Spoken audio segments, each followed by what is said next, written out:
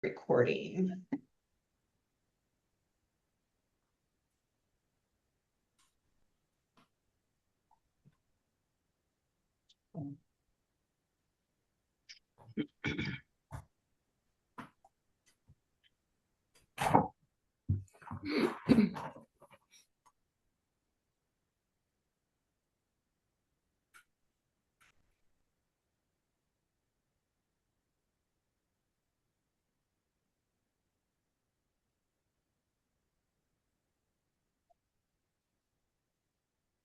Welcome everyone. It looks like our waiting room has slowed down a little bit, so we'll go ahead and get started. So glad that you're here today. Glad to see all of you.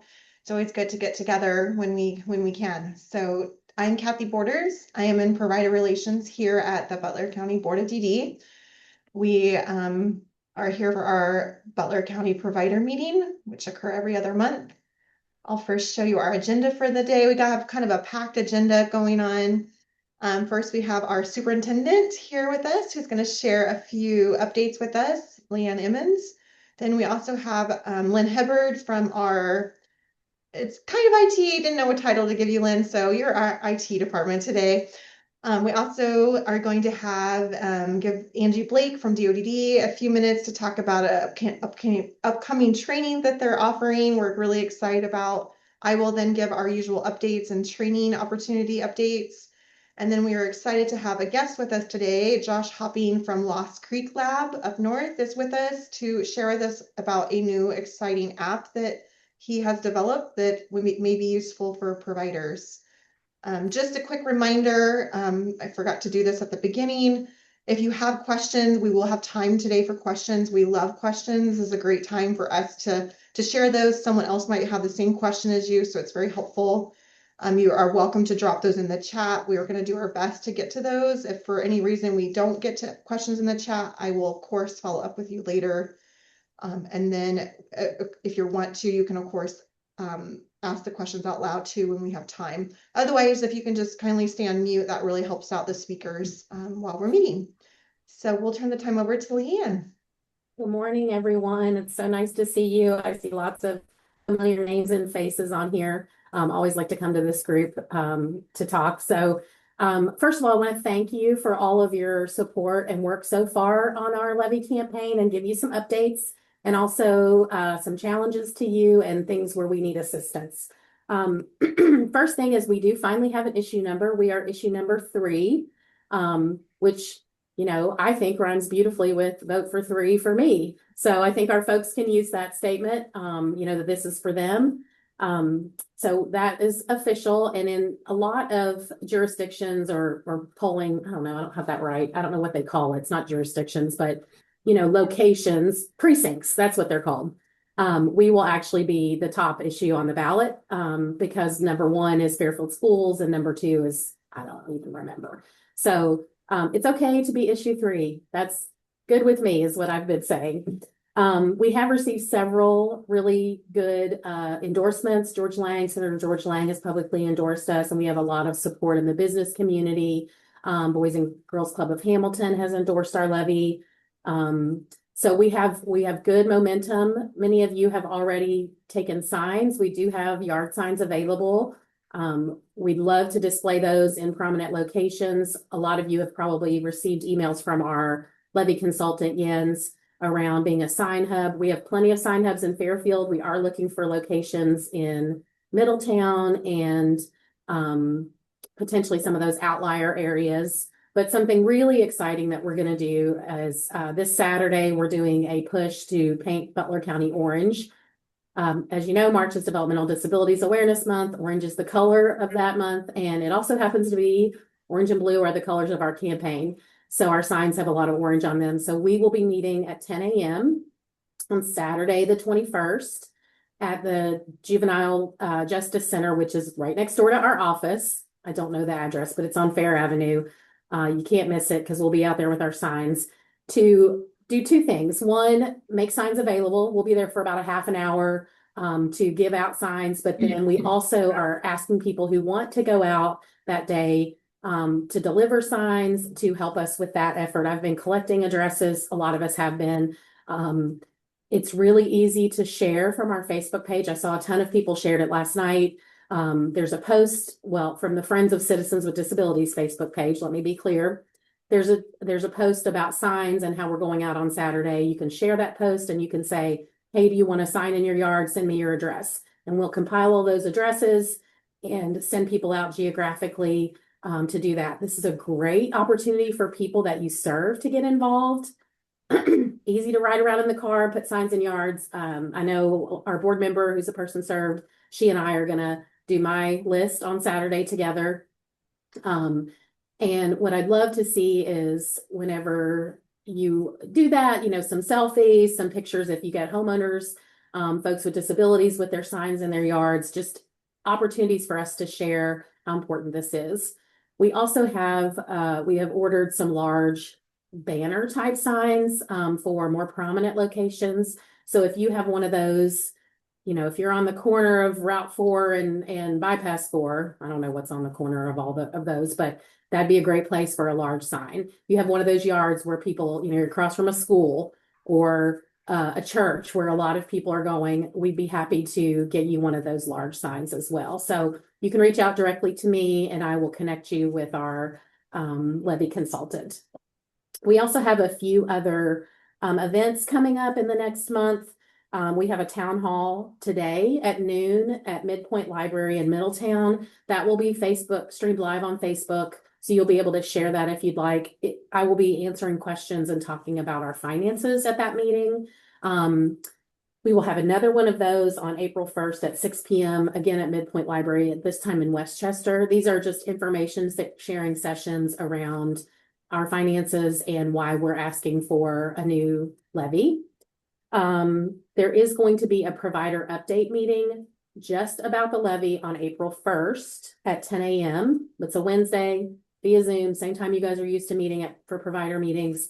And that is to talk about strategy and provider roles and things like working the polls on the day of the election, which we're going to need a lot of manpower to do that. Because that is a long day and there are like 300 polling places, give or take, in Butler County. So we're going to need lots of bodies, lots of people that are willing to go out, and especially folks that are served. Again, easy way to make a big difference. People that are on the fence are often swayed by seeing someone served right at that last moment.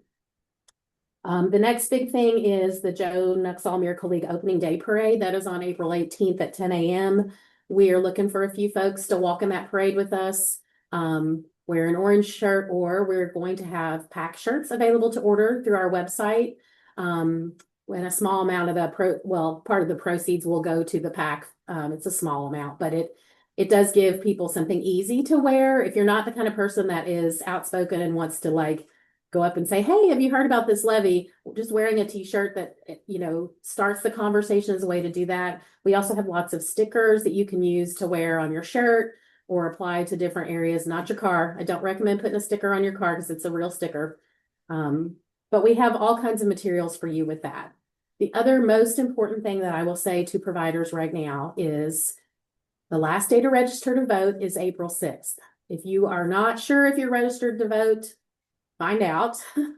If you aren't registered to vote, please get registered. Also help the individuals that you serve register to vote. These are also great social media opportunities. Showing someone filling out their voter registration card. Don't show all their detail, right?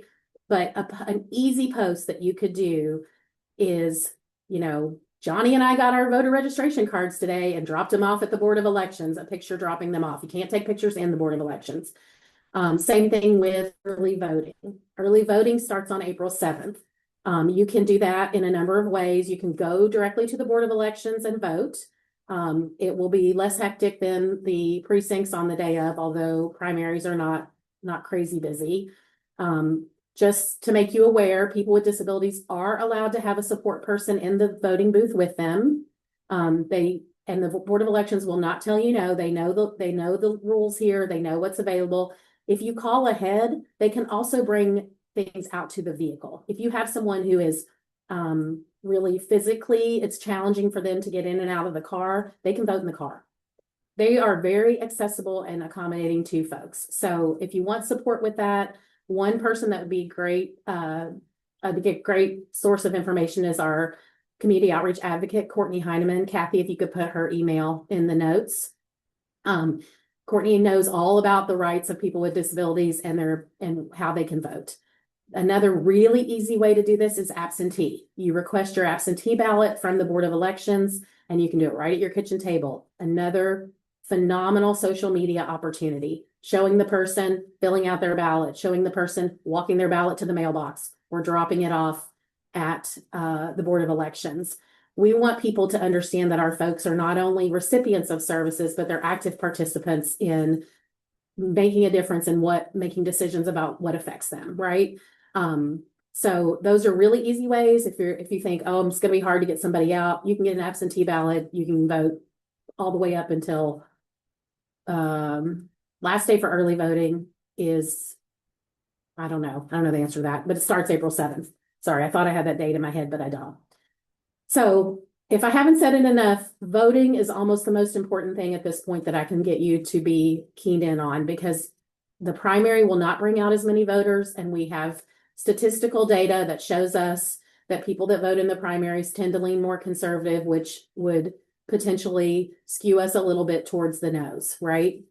We did just get results of a poll, which had really, really good information for us, and it was very positive. But we do have work to do. We've got to get people to the polls. And the folks that we support have really the most to lose here. So if you can think about how to engage them in that process, they are citizens, they have the right to vote, and need to be supported in that way. Can I answer any questions for anybody?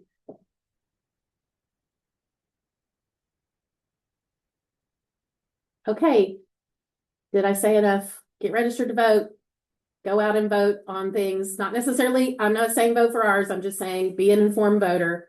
And if you need any information, you want to connect with me, or you want to connect with our PAC for signs or other materials, please reach out. And thank you for everything you're doing to help us. Thank you. Thank you for being here, Leanne. All right, so next up on our agenda is Lynn Hibbard. We will turn the time over to her.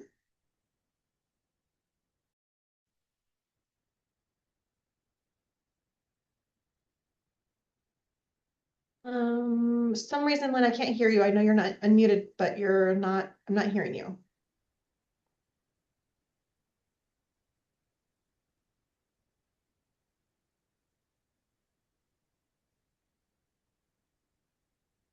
I may switch. I cannot hear. I can see your mouth moving, but I can't hear you. I'm going to go ahead and let Angie Blake from DODD give us her announcement about our training opportunity while Lynn takes care of that.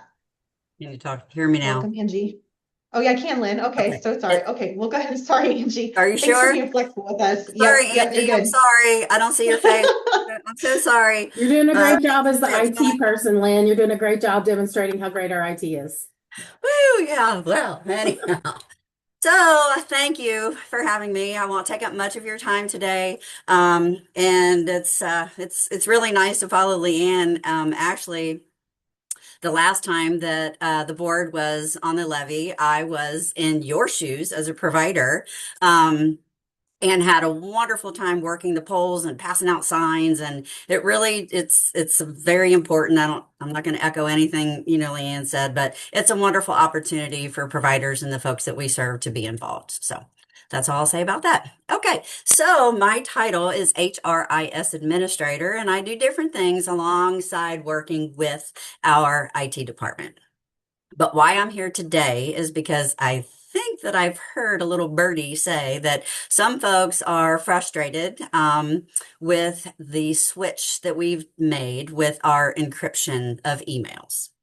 So I'm here to gather some information from you and take it back and see if there are other things that I can put together for you to help, lessen that burden. So just a little a little history is we were using Barracuda, which we didn't Look, encryption is not fun for most people, right? Opening them up, no matter what program you're using, it really just is a pain in the you know what. Um, but we've switched from Barracuda and now we are using, as of October, our Office 365 program. So I actually am going to, hopefully you'll get it. I'm putting in the chat right now. It's a document for you as providers to help you walk through the steps and actually see some of the screens that you should encounter when you receive an encrypted email from your SSA or anyone else here. Um, so it honestly, it should not be difficult. It can be tricky. I too, my brother receives services, so I get the same encrypted emails personally that you guys do. So I guess what I'd like to know is, well, before I open it up for y'all to share with me, what you're having difficulty with, I would like to remind you and make a suggestion that the reminder is that not every email that we send has to be encrypted. Okay. It only needs to be encrypted when there is protected health information that is involved. Full name, social security number, Medicaid number, bank accounts, address, phone numbers, email addresses, things like that.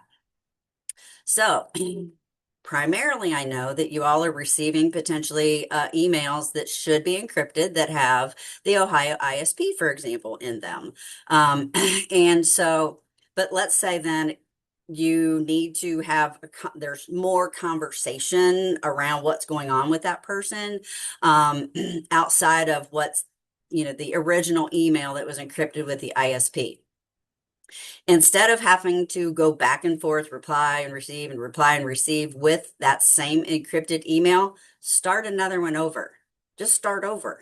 You know what I mean? If the conversations that you need to continue having with your SSA or the team does not contain protected health information, then I just start the email over.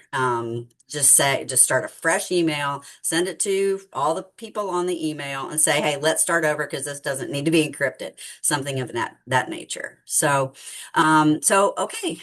Hopefully that makes sense. I'll, of course, take questions, but also open it up for folks that would like to share with me the specifics of, with no PHI involved, of course, but the specifics of what you're having trouble with. Or I can put it, and I didn't mean and I will put my email address in the chat as well. And you can feel free to just connect with me when you have had time to, absorb this information and think about it. And I will be happy to connect with you outside of this meeting to see what I can do to help you.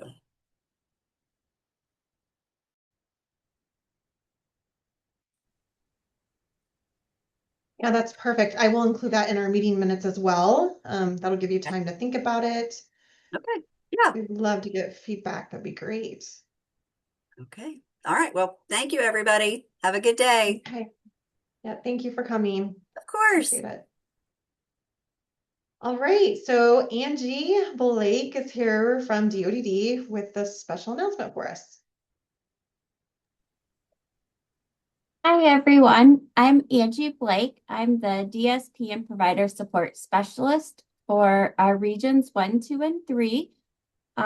If I've not met you, my role at DODD is really to help support providers and county boards working with providers. So if there's, something that you've reached out to Kathy for and she can't figure it out, Kathy might reach out to me.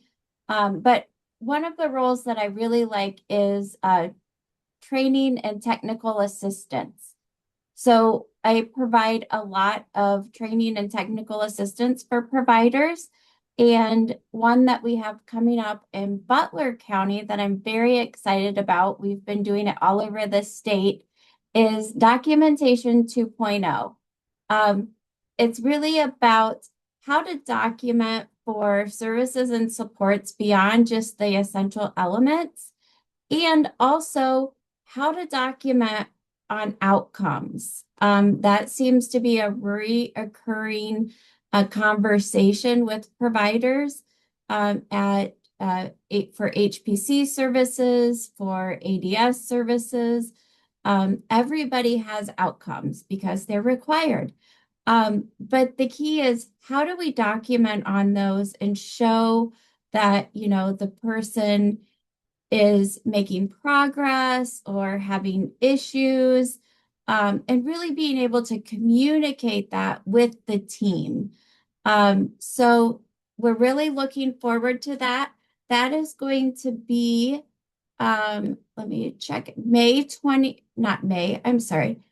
April 29th at the Butler County Board of DD. Kathy will be sending out a registration for that session. It will be a 2-hour training from 10:30 to 12:30, and it is an interactive training as well. So we'll take questions throughout the training. We'll have examples to share and to talk about. So sometimes people are like, ugh, I didn't know we were going to do work and talk to each other. But absolutely we are.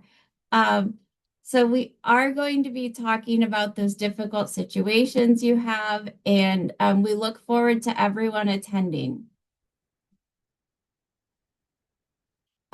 Yes, the training can count towards your annual training.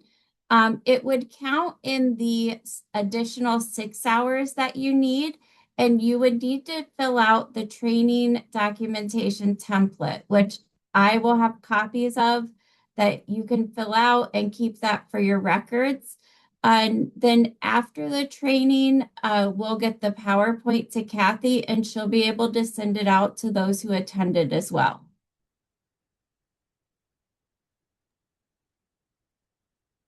Perfect. Thank you so much. I don't know if there are any other questions about that. This is a good time to ask. And I'll put my contact information in the chat box as well. If anybody has any questions, you can feel free to reach out to Kathy or myself. Yeah, so we'll send out the details today, as including a sign-up link.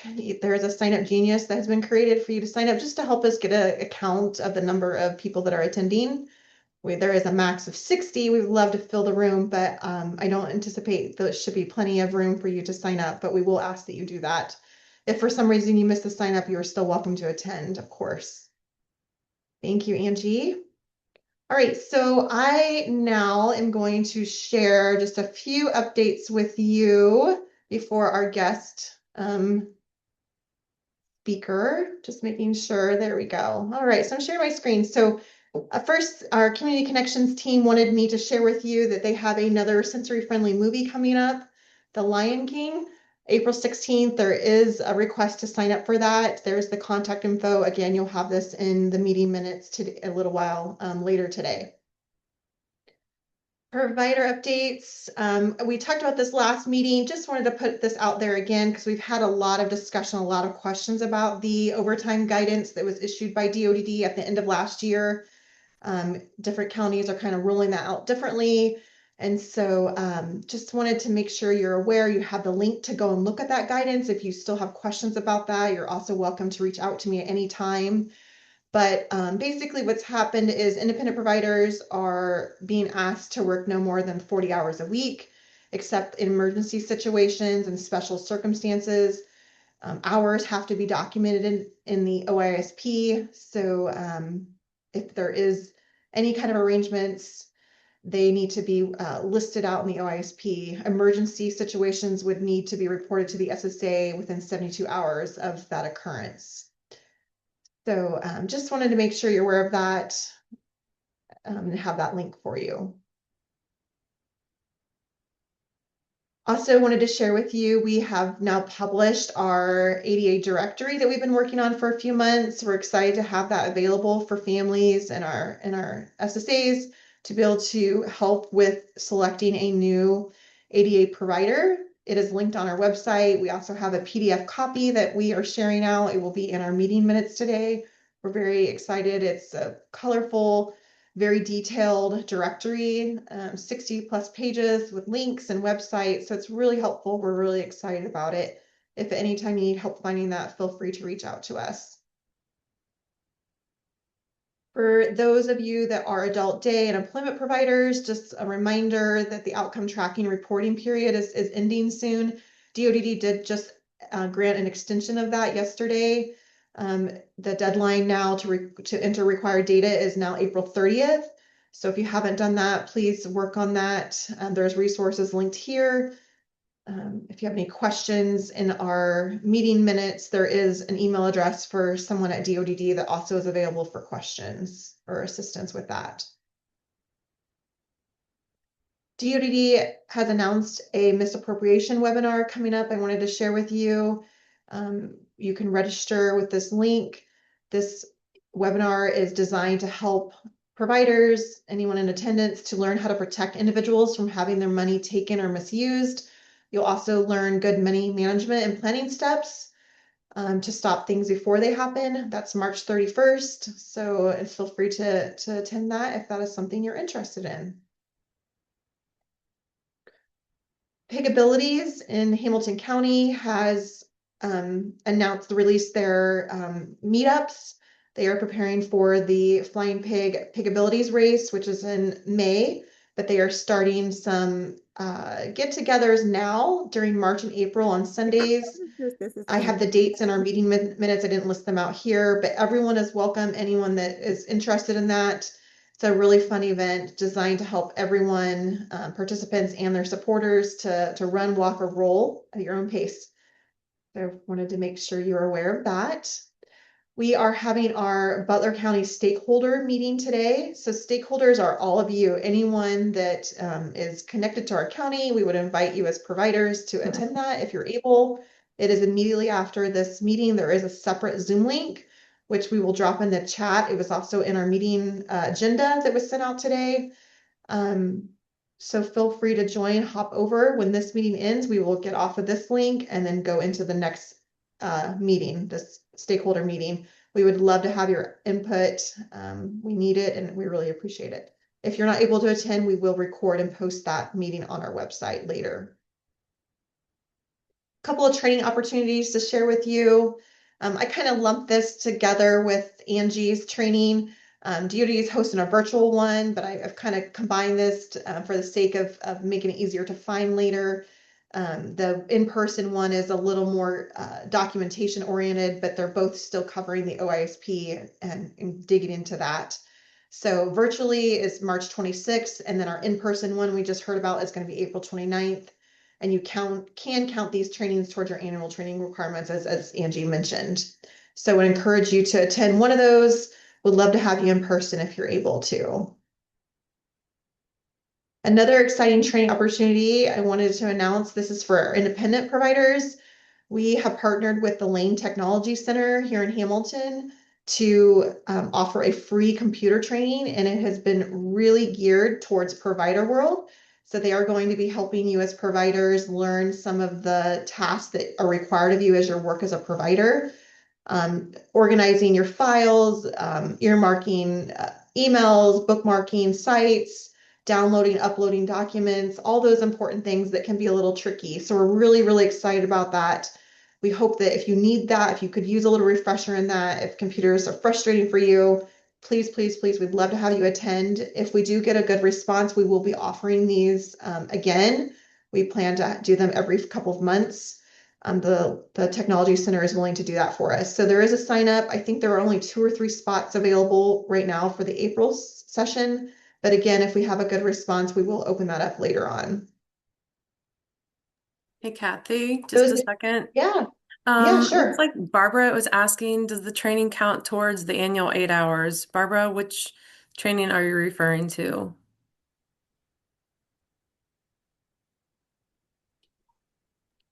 Kara, I think Angie answered that question. Did she? Okay, got it. All right, and then Yeah, John so asked.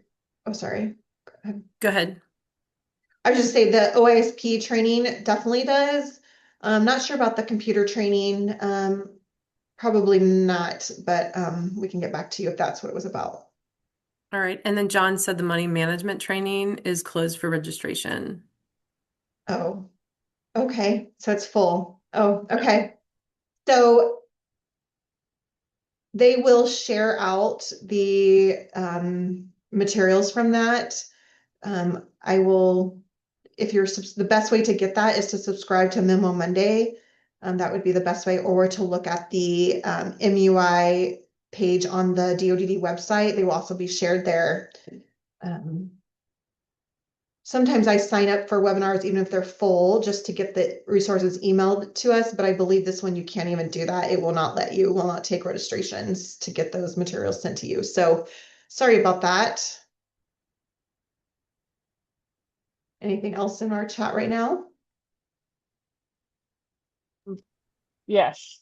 Barb is asking about what Memo Monday is, I guess, and if she could have the computer link. Are you going to put that in the minutes, I guess? Yeah, okay. Yes. So Memo Monday I'll cover first. So that is DoDD's weekly email communication. It is very, very valuable. A lot of the information I share here at this meetings actually come from Memo Mondays. So if you miss it, I definitely will cover it here. But every Monday they release an email with any rule updates, any important changes or announcements, training opportunities, they're all there. And you subscribe to that from the DoDD website. At the bottom of their webpage on the homepage, there is a subscribe button, I believe it's called. There's a menu option, and it'll take you to a page where you fill in your name and email, and then it gives you different items you can subscribe to, different newsletters and things. And so just look for the one that's called Memo Monday. Very, very valuable as providers. I would highly recommend you have that. And then the other question about the computer training, I will definitely drop that link in the chat when we have our guest speaker here in just a few minutes. All right, I'm going to keep going. Just a couple more training opportunities to share with you. Those of you that are interested in this, the Ohio Healthcare Advisory Committee is doing their spring conference. They have these twice a year. It's in Columbus. It's a great way to get nursing hours if you need those, or any of the other hours listed there. Their topics this year, or this session, is safety, conflict resolution, and dignity of risk. There is a cost associated, and there is a registration link there available for you. The Family Resource Network of Ohio and DoDD are partnering to offer a hands-on practice with charting the life course. That is a series of sessions. There are 2 remaining dates available, March 30th and April 13th. It's open to day program providers that bring 1 to 2 staff and up to 4 people with lived experience for that. There is a sign up for that as well. Reminder, do this every time. I have monthly provider office hours in person at our office. We've been having great turnout. Just love having you come in. I provide a short documentation training. We go over all the required documents that you need as a provider, and then we usually have time for some questions that you have individually. It's a great way to prepare for a compliance review if you have one, or if you're fairly new and want to make sure you're off to a good start. I would highly encourage it. Our dates are there. You don't need to register. You're welcome to come any date that works best for you. Remaining provider meetings for the year are listed here. I can't believe there's only 4 dates listed there. That doesn't seem possible. This year is just fine. I will pause for any questions that we have before we turn the time over to our guest speaker.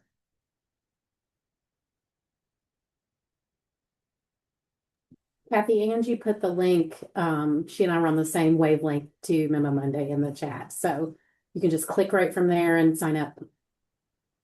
Perfect. Thank you for doing that. I love Memo Monday. It's the best part of Monday. That's what I say. Because I'm a nerd. Yep.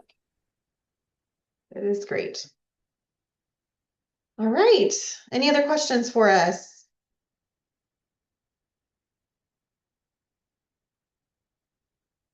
Barbara, I saw your message. I will work on that for you. All right. Well, I am excited to introduce Josh. He is with us here from Lost Creek. He is going to demo a exciting app that he's developed. for providers. So I'll just turn the time over to him. Good morning, everyone. Hopefully you can hear me okay. And fair warning, I've been stuck at home trying to get over whatever virus flu bug of the season that has been making its way through our house. So if I start to crack a little bit or my voice goes out, I apologize in advance. But very happy to be here. A little bit about me. So my parents actually started an agency in Clark County, where I grew up back when I was like 8 years old, and they've run it ever since. So I've been around the business and the industry for quite a long time. I began working as a DSP right after high school, all the way through college. I actually ran our adult day center for several years during and after college as well. And I've done the billing for our agency for way too long, probably like 20 years now, if not more. And over the years, we had we had tried a variety of different systems. Some of those were okay, others maybe had way more than what we needed, or the customer service wasn't always there for us. And so we started to just try to build our own tools. And it started with a billing system, and then we built something to help our scheduling process, to kind of take that off of paper and into a digital system.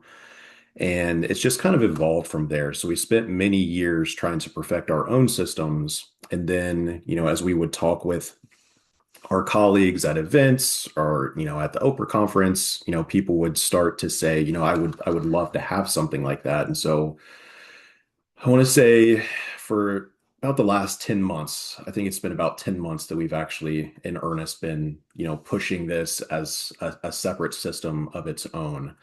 And, I think the benefit to us right now is, being such a small agency, we have obviously these base systems to offer providers, but being a small company that we are, and, basically having just myself working on the tools, the benefit is that, as we need to kind of customize systems to fit your specific operations, we're usually able to do that. And that's been a lot of fun for us, because as we're able to learn, different ways that maybe this agency is doing adult day service billing, then we can introduce those techniques for other providers. And it's been a really cool way for us to kind of learn with one another. So today I'm going to do kind of a high level demo of various solutions that we have. And certainly for the sake of everyone's time, I won't get into the weeds with those demos, but I encourage you, if you see anything that does interest you, definitely feel free to ask questions at the end, or I'll be sure to share my email in the chat. Please feel free to reach out to us. Myself especially, I'm a complete nerd when it comes to these systems and coming up with better ways to do things. It's what I enjoy doing. It's what I've done for a long time. So that said, let me go ahead and share my screen.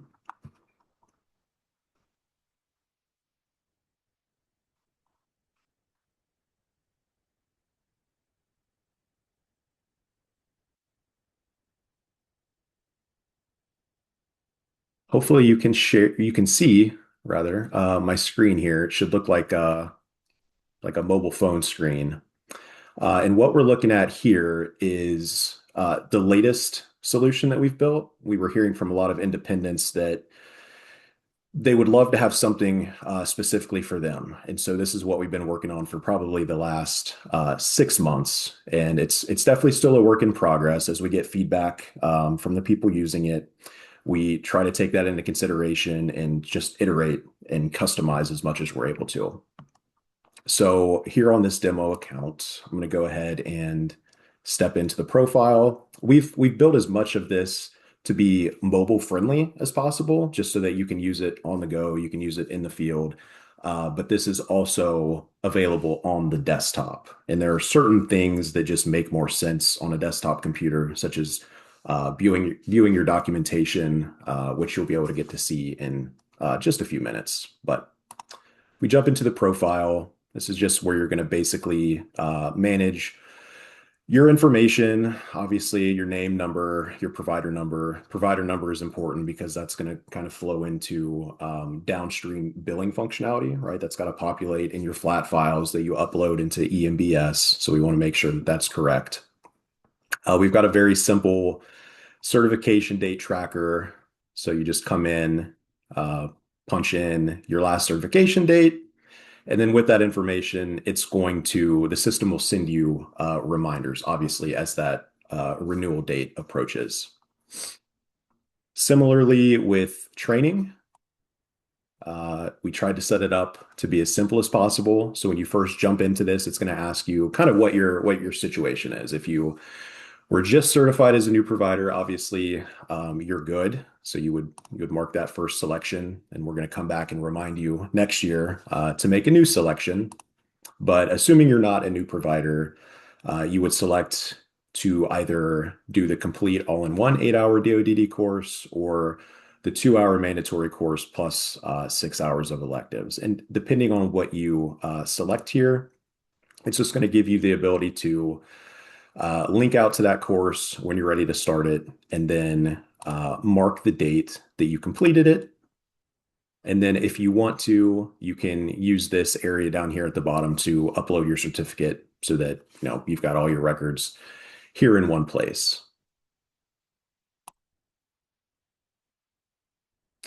If we jump into setup, this is where you would come in to set up the individuals that you're working with.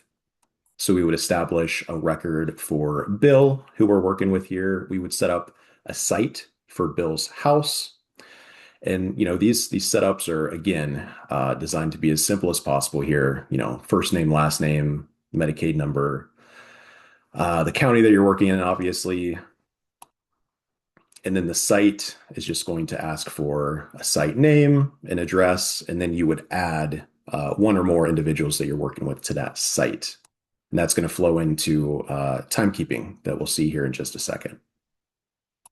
Obviously, we've got an area to set up contracts and authorizations for your individuals so that, when you go to bill, the system's going to do a system check just to make sure that, what we're trying to bill for, we have an authorization and sufficient funding and units set up to accommodate those billing claims.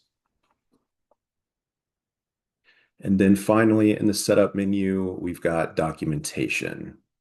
So on each contract, this is where you would be setting up your daily documentation, your services and supports, as well as your outcomes. So, assuming we've got all of that set up, we can jump over to timekeeping. So, while you're out in the field, let's say you want to record a shift today that we did at Bill's house. We worked with Bill from, let's say, 9 to 5. And the way that we've set this up, you have a shift, which we're setting up now, and then each shift will have one or more shift segments. In most cases, your shift will probably just have one segment. So when we go to set that up, it's going to pre-populate to reflect the shift, the 9 to 5. The only time that you might have multiple segments is if you're working with multiple individuals in that site and the ratio changes mid-shift. And we want to show that, for the first half, it was 1-to-1. For the second half, it was 1-to-2. Or if you have changes in the shift type that happened during the shift, we would reflect those within the segments as well. But just for the sake of simplicity, we'll go ahead and save this 9 to 5 shift with its single segment at a 1-to-1 ratio. We can leave notes if we want to, and these are going to show up on that billing documentation. So we'll save it.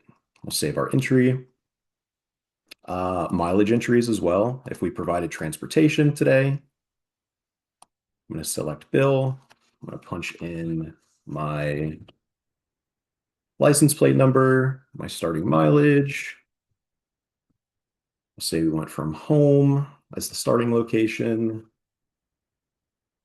to Kroger to do some grocery shopping. I'm going to go ahead and log that mileage. And then if we need to, we can go in and just take a look at what we've logged for this week. We can go back and change these date settings if we need to view previous weeks.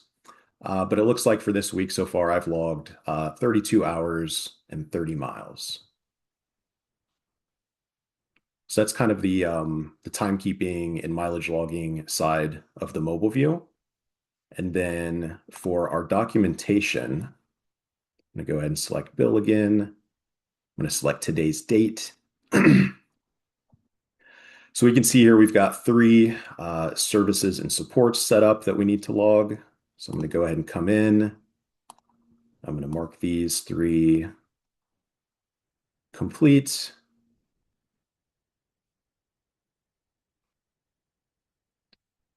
Same with our outcome. I'm going to come in and mark that complete as well.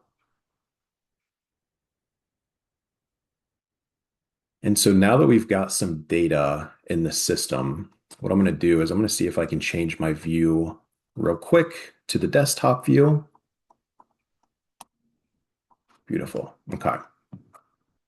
So one of my favorite things that we recently got functional for this IP tool is that with your time entries and your mileage entries logged in the system, what we can do is pull this view back up on our desktop view. And you'll notice that in addition to being able to come in and edit these entries if we need to, there's also this little $sign. And what this is going to do on the back end for each one of these is it's going to say, okay, for each one of these, I don't need to make any more changes to these. I want to go ahead and turn this into billing. And then in the billing module of the desktop interface, what you'll see is that if we go to our time entries, all of those timekeeping entries that we saw in the mobile view have now been created as billing entries. So it's gone in and it's looked at Bill's contract, his waiver type, the county you're in, and it's matched up that service authorization with the timekeeping claim, and it's turned that into an actual billing claim. And I'll go ahead and do the same thing for our mileage. So on our unit entries, we've got our mileage billing showing up. And so at this point, all I need to do is go into our bills, and I'm going to create a new bill for today.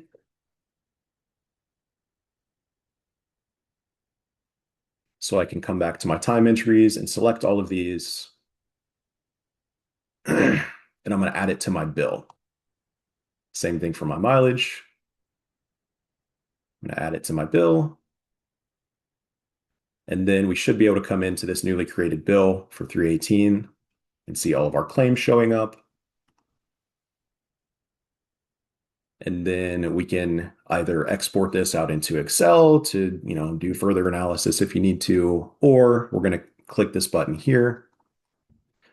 We're going to select an EMBS upload date, which I think we could still do it today. We're bumping right up against the deadline, but I'll hit confirm, and it's probably not going to show on screen, but what just happened is it downloaded the flat file that I'm then going to take, and I'm going to go over to EMBS and I'm going to upload that flat file. So instead of, creating your entries in the, direct entry within EMBS, you're just going to upload that single file, and it's going to read from that file all of your billing, and that's how your billing gets processed. For anyone who's not used flat files yet, it's much quicker, especially if you're dealing with a lot of claims. And then obviously your billing gets processed, and you'll be able to come back in here and do some reconciliation with the flat files that EMBS puts out. So this system can read those flat files that are basically going to tell it of the claims that you uploaded, which were processed successfully, which were denied, and why. It's going to take in those error codes so that then you can start keeping track of your denials. Obviously, work with your SSA to get those errors resolved, and then obviously get them added to a future bill to get rebilled.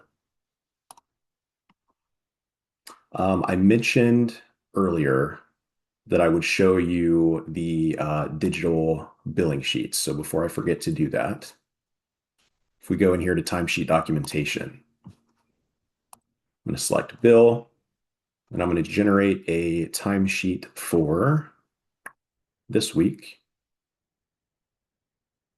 So this is kind of what that would look like. It gives you a preview of what your billing sheet will show. Those are the two mileage logs that we created earlier, and our timekeeping entries for this week are going to show up here. We can, assuming our services for this week are complete, we can just save that file, and it's going to save it here to Bill's record, so that if we need to, we can download that PDF billing sheet, save it to our paper files, or we can just, bring it up to make edits again if we need to. And same thing for documentation. If we come in here, I think we'll select bill. I want to generate service and support documentation for the month of March. What it should do is it should go back and it should grab all of those mobile service and support updates that we've done. And then, assuming that we need to do some catch up here, we can still come in and make entries directly from this view as well. So if I need to mark him absent for March 18th, I can do so. And then same thing here. We can save that file to his record. We can download, we can print, we can make edits. The same is going to go for outcomes as well. You'll go in and grab all of our outcome tracking entries, populate this sheet, allow you to save it to his record, download or print if you need to. I know that we're running up against time here. So I know that was a very quick kind of high level demo of our IP tool. And if I can, just very quickly, I want to see if I can bring up a different We system do just for have you. a couple of questions while you're bringing up the next Yeah. that you wanted to show us. They first asked, is that app just for independent providers? So, yep, great question. The app that we just took a look at is specifically for independent providers, but there is a different tool on the agency side of things. And I'm gonna see if I can pull that up here very quickly, but it's got a lot more functionality tailored towards agencies and a lot of the same functionalities as well. Another person was asking, do we still need to clock in and out with SAN data? I know the answer. Yeah. I'll let you go ahead. Sorry. Another great question. So currently, yes, you would be using both, unfortunately, but we are working on that. It turns out that getting your homemade software to communicate with SAN data effectively and get to the point that you can pass all of the requirements necessary. It's a lot more work than I had anticipated, but we're getting there. My hope is that by late summer, we'll have both the agency side and the IP toolkit communicating with SAN data. So to be continued. There's quite a few questions. Another one is, does this software, this app, would it have a way to document medication administrations like a MAR? Not yet, but that is a highly requested feature that is on our to-do list. So definitely something we will have, we just don't have yet. Someone else said this is basically like a one-stop app, documentation and billing all in one. That's the goal. We're getting there. Because you're able to download the flat files for billing. Yes. Yeah. Someone else was curious if this app is HIPAA and BAA compliant. It is. So all of our data is, it's encrypted in transit, at rest. The databases are HIPAA compliant databases from AWS. So all of that, we've got all of that locked down. Okay. We have some interest in the app. and wondering if you would be willing to do training like individually, I guess. Yeah, and that's been the case for all of the clients that we work with so far. We like to take as much time as is needed during initial setup to make sure that you know how to use it because we've been in that situation, like I said before, where we have a lot of functionality, but we don't actually know how to use it. And so it's kind of a waste of your money, and that's definitely not what we want. So we do take a lot of time up front with training and setup and all that good stuff. Someone else was asking, how do you get the goals or outcomes to the doc sheets? So you're typing those in, correct? Yes. Yeah, and I didn't go through that setup, but it's just a very simple, it's like a button you click to add new. We would select a frequency, you're going to just type in whatever that service or support is or the outcome, and it's gonna save it. And then once you save that service or outcome, it's going to start showing up in that documentation. Last question related to the app is there questions about cost, which I don't know if you're going to go into that today, but Yeah, so I guess we're super transparent about costs. And I believe with the IP tool that we just ran through, there's a lot that you can start doing for free. But as soon as you start doing billing, essentially, you want to start turning your timekeeping into billing, it becomes $59 per month. And that's regardless of how many individuals you work with. And it's just, it's month to month. There's no contract. You can cancel whenever you want to. Outside of that, if you were just using our billing software, it's $25 per individual, up to 10. So it would max out at 250 per month, and you could have as many individuals as you need after that, still at 250. Yeah. And like I said, everything else is on the website, lostcreek.io. and I do have an info sheet I will be sending out today with the meeting minutes. Some agency providers asked to see the scheduler tool. Are Yes. you showing that? Yes. So this is the UI for the agency side of things. And if we come in here, I think this is still pulling from the same test account. So this basically just allows you to come in and, sorry, it's been a minute since I've been in here. I'm going to select Bill's house. And we're looking at our schedule for April. So as you can see, I've got a few shifts set up.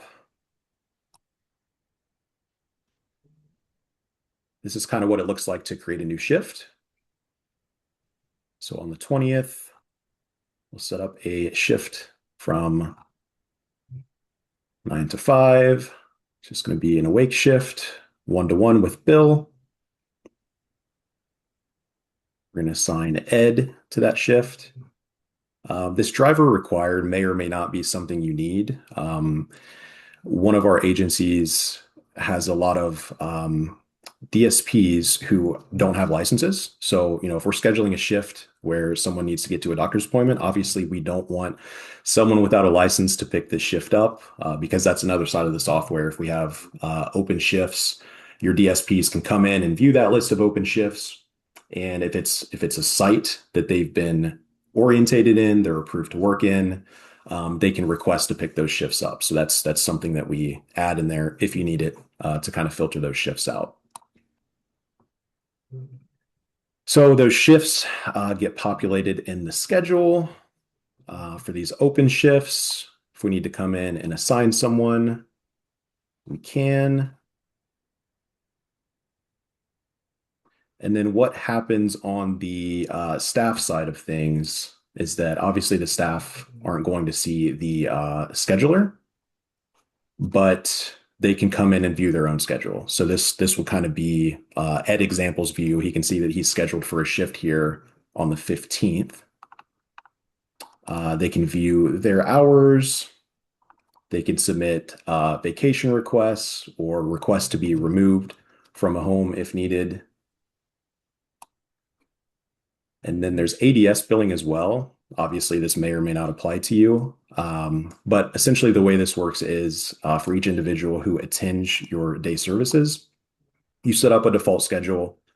You come in to do billing for this week, and we're going to load those defaults. So by default, we've got Bill set up to attend Monday and Wednesday. So we should see Monday and Wednesday populate. If we need to make edits to that date, we can do so. If there happened to be a special outing on Friday, he doesn't normally attend, but he did, we can make that change as well. And then submit that to billing. And just like I showed before with the IP tool, you're able to turn this ADS kind of time tracking here in this grid into billing entries. So on the other side of the system, if we go into the billing software, we should see, yeah, ADS entries for the last couple of weeks. These are the entries that I've turned into actual billing claims. So a lot of the stuff, again, that I showed on the IP side of things, your DSPs would have a very similar UI where they can go in and they can create their time entries, their mileage entries. But obviously, instead of, creating billing for themselves, they're sending it back to this system for you or for whoever you've designated to do your billing to receive those claims and then turn it into flat files for billing. So again, I know I really breezed through everything, but if there are any additional questions, I'd be happy to answer them. Or sounds like Kathy's going to send out my info for me, and I believe my email is on that flyer.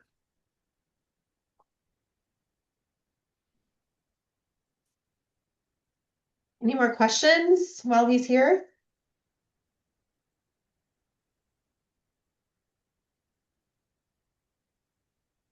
Okay. I will say, There's a lot sorry, of- Kathy, just came to Go mind. ahead. One additional plug.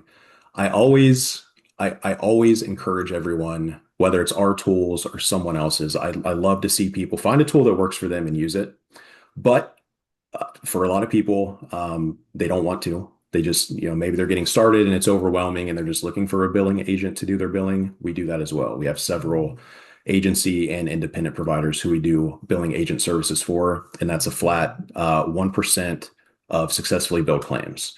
So, we might have to bill and receive a denial, and we bill and it gets denied again. None of that we charge for.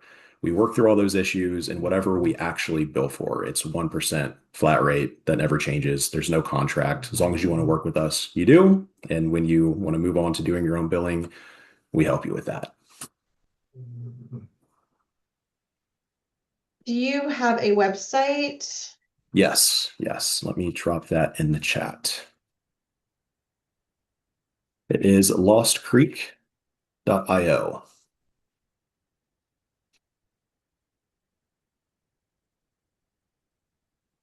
Okay.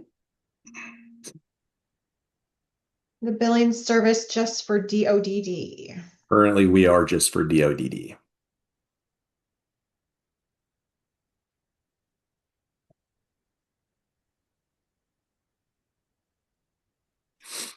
Anything else? Anyone?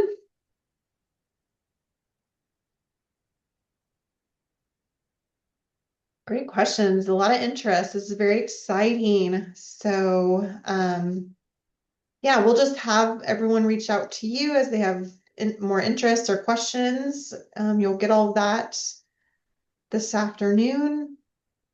His contact info. Feel free to reach out to him to ask questions or get started. Yeah, Thank you for sounds being good. here. Thank you Thank for you sharing guys that so with much us, for the Josh. time. It was a pleasure being Yeah, here. it's really awesome. Awesome tool. So, all right. Well, that is all we have on our agenda for the day. As I mentioned earlier, our MUI stakeholder meeting is going on right now. It started just a couple of minutes ago. If you're able to attend that, we'd love to have you switch over. Kara, my supervisor, dropped that link in the chat. It might be the very first link in our pretty lengthy chat we've had going on today. It's awesome. So you'll have to scroll up to find that. 10:27 was the time it was dropped in. Feel free to come over and meet us there.